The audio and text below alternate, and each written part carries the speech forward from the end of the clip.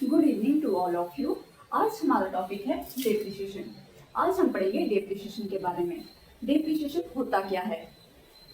जब हम कोई भी मशीनरी परचेज करते हैं तो टाइम के साथ उसकी वैल्यू कम होती जाती है, या तो टेक्नोलॉजी की वजह से या टाइम के साथ या उसको यूज करने से उसकी वैल्यू कम होती जाती है। तो उसको कैलकुलेट करने, उसको उसी जो वैल्यू उसकी कम होती रहती है उसको डेप्रिसिएशन कहते हैं।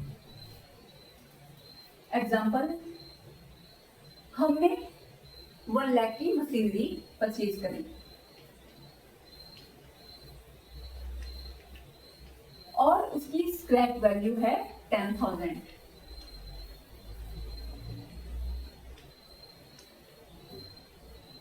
और लाइफ है मशीनरी की 10 ईयर्स। तो हम डिप्रिसिएशन कैलकुलेट करेंगे, एक्चुअल डिप्रिसिएशन भी कैलकुलेट करेंगे और एक्चुअल वैल्यू ऑफ एसेट भी कैलकुलेट करेंगे। तो डिप्रिसिएशन क्या होगा?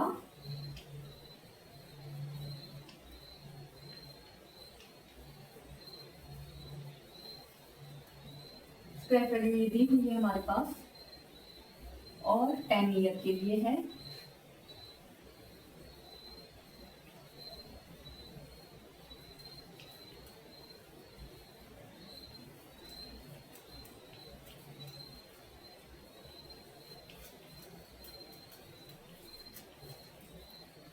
तो 10 साल के बाद हमारी मशीनरी की एक्चुअल वैल्यू 9,000 रहेगी।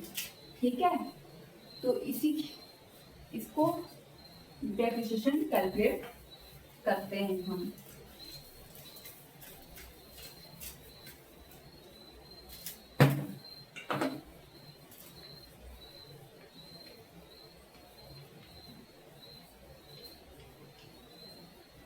Objectives of depreciation.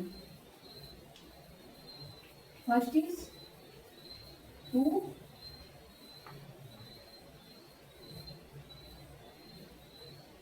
prove profit measurement.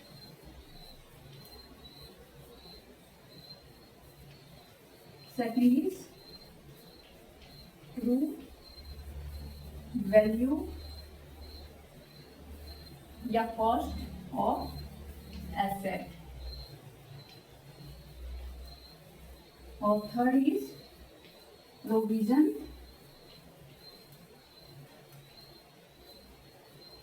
For replacement. तो क्या ऑब्जेक्टिव है डेप्रिसिएशन से? तो प्रॉफिट मेजरमेंट करना। डेप्रिसिएशन से डेप्रिसिएशन कैलकुलेट करते हैं हम, तो लॉस होता है ये एक तरह से हमारा, तो वो लॉस में डेबिट साइड बढ़ती जाती है और क्रेडिट साइड कम होती है। तो एक्चुअल प्रॉफिट हमें डेप्रिसिएशन लगाने के बाद मिलता है। अगर हम डेप्रिसिएशन कैलकुलेट नहीं करेंगे, हम जो वैल्यू बताएंगे एसेट की, तो वो एक्चुअल में गलत होगा, वो हमारा एक्चुअल प्रॉफिट नहीं होगा। और ट्रू वैल्यू ऑफ एसेट, कुछ साल के बाद एसेट की एक्चुअल वैल्यू क्या है उसको पता करने के लिए भी हमें डेप्रिसिएशन कैलकुलेट करना पड़ता है। और प्रोविजन फॉर रिप्लेसमेंट, जैसे हमने मशीनरी परचेज करी लेकिन हम चाहते हैं उसको रिप्लेस करना, कोई और मशीनरी लेना चाहते हैं उसकी जगह, तो उसके लिए भी हमें अपनी जो हमारे पास जो मशीनरी है उसकी एक्चुअल कॉस्ट क्या है उसको पता करने के लिए भी हमें डेप्रिसिएशन कैलकुलेट करना पड़ता है।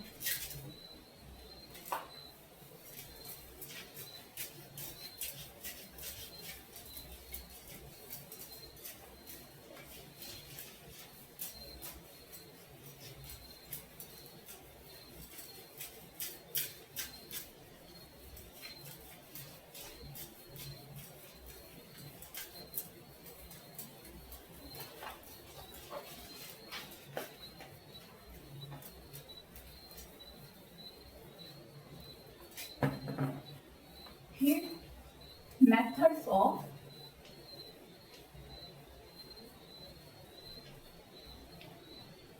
depreciation. First is straight line method.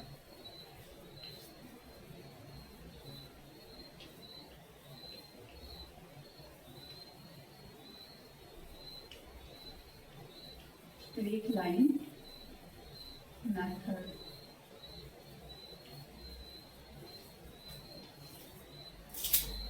ठीक है, तो स्ट्रेट लाइन मेथड क्या है? स्ट्रेट लाइन मेथड में जो डेप्रिसिएशन हम फर्स्ट ईयर लगाते हैं वही जितनी साल मशीनरी की लाइफ होगी उतने साल सेम डेप्रिसिएशन चार्ज करेंगे। जैसे हमने 50,000 की मशीनरी परचेज करी और उसकी स्क्रैप वैल्यू है 5,000 जिसको हम लेस करेंगे और लाइफ है 5 इयर्स। तो इसकी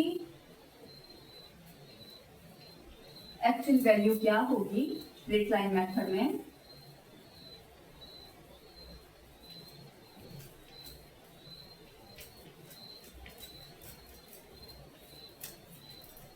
$9,000। तो ये हुआ हमारा स्ट्रेट लाइन मेथड। इसमें कुछ नहीं करना होता, जो स्क्रैप वैल्यू दी हुई है उसको लेस करना है और जितनी लाइफ है उससे डिवाइड करना है। तो हमारी एक्चुअल कॉस्ट आ गई मशीनरी की।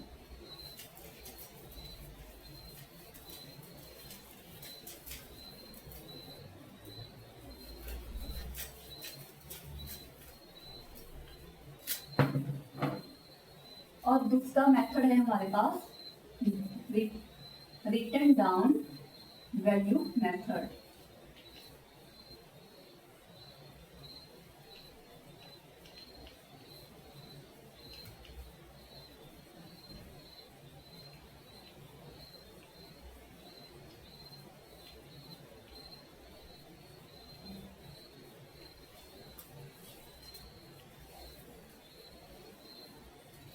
रिटन डाउन वैल्यू मेथड इसमें क्या होता है?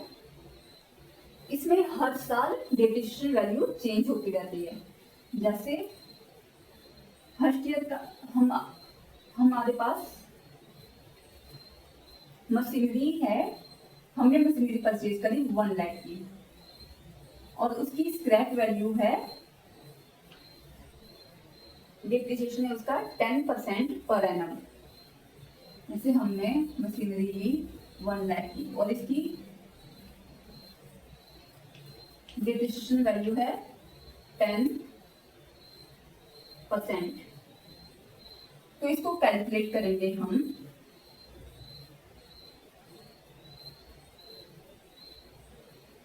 इसकी लाइफ भी 10 इयर्स, मशीनरी की लाइफ भी 10 इयर्स मान लेते हैं हम। तो फर्स्ट ईयर का कैलकुलेशन होगा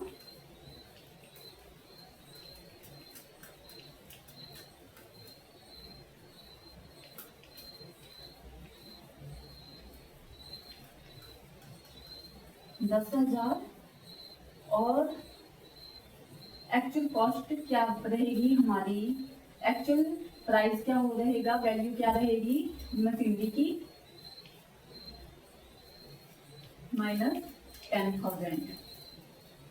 एक्चुअल वैल्यू रहेगी फर्स्ट ईयर 90,000। ठीक है, ये फर्स्ट ईयर की कैलकुलेशन है। तो फर्स्ट ईयर 90,000 और डेप्रिसिएशन कितना 10,000 फर्स्ट ईयर का WDV मेथड में।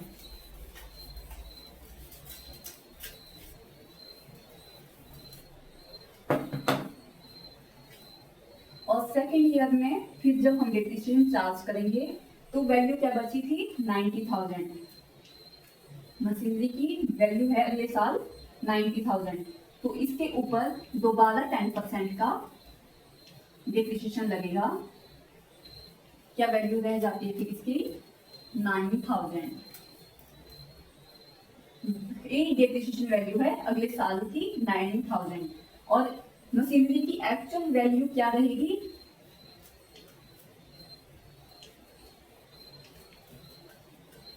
90,000 लेस 9,000, डेप्रिसिएशन लेस करके कितना बचेगा हमारे पास 81,000।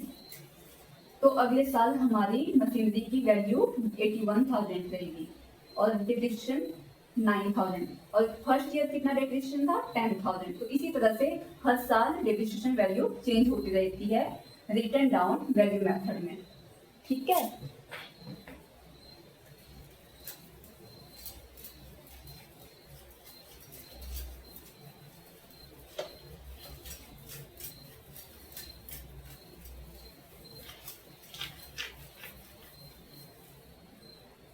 तो आज हमने पढ़ा डिप्रिसिएशन के बारे में।